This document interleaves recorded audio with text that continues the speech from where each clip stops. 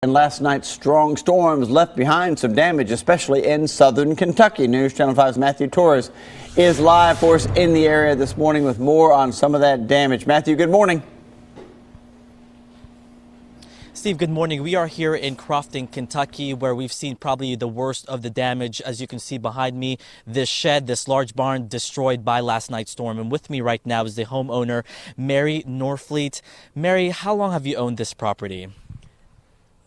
Since 1962. Have you seen anything like this? Never.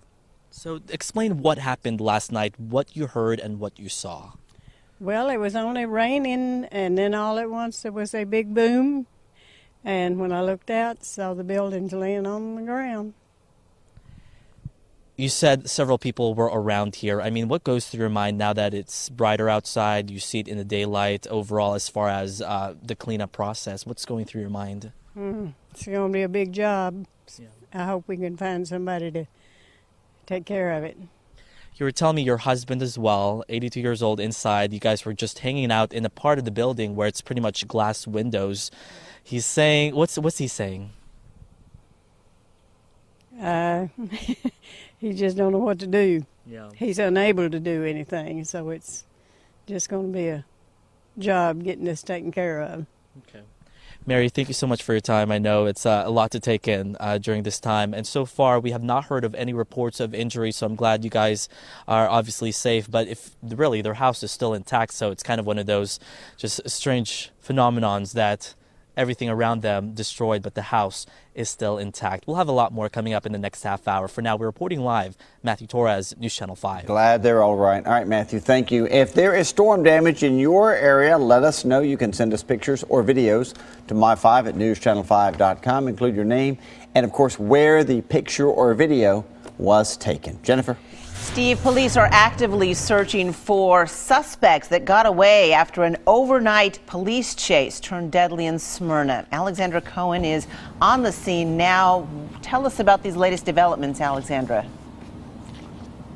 Jennifer, there is one confirmed fatality in this crash. 3 teens who were taken to the hospital and 1 to 2 more who police are searching for right now. They're walking across the creek line and in the ravine using an infrared system to try to locate the 1 or 2 other teens who apparently left the scene of this accident here. That's over my shoulder. I think we have some video that you can see at this moment. The 3 juveniles who were injured were taken to Stonecrest Hospital after a police pursuit ended when they crashed their car on Rock Springs Road.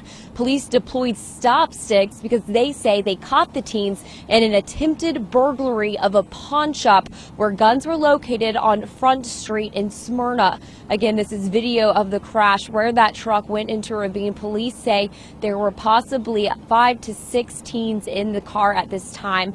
At least 1 reported gun was found, and apparently, it was reported stolen, but police tell us they did find a gun in the grass here by the scene of this crash. Right now, they're working to reconstruct the crash as a part of their investigation, while first responders also search along this creek looking for possibly 1 or 2 other suspects. If you're living in this area or have a home in this area, police are telling everyone to stay inside their homes and report any suspicious activity.